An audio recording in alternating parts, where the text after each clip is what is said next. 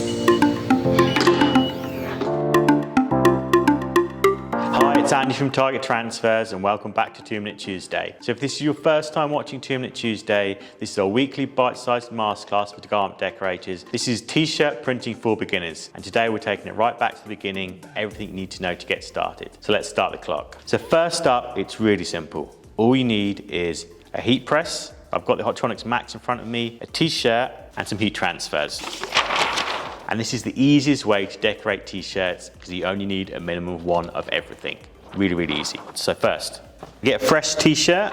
So let me thread this on here. Really important to separate the layers of the t-shirt so you're only using one layer. First step now is to give it a pre-press. 3 to 5 seconds is fine, but you need to get the moisture out of the garment and you need it nice and flat.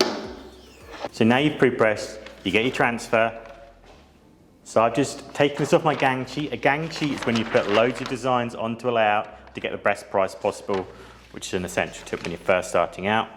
Place your transfer on there. Get some release paper over the top, just add a protective layer and pull it down and fuse it for the required time. So this is an Ultra Color Max direct to film heat transfer. So this is going to be 12 seconds, but each transfer type varies. So it's always important to follow the instructions every single time.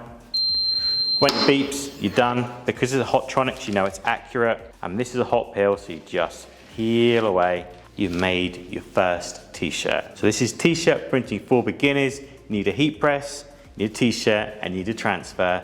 And this has been 2 Minute Tuesday. Thank you so much for watching.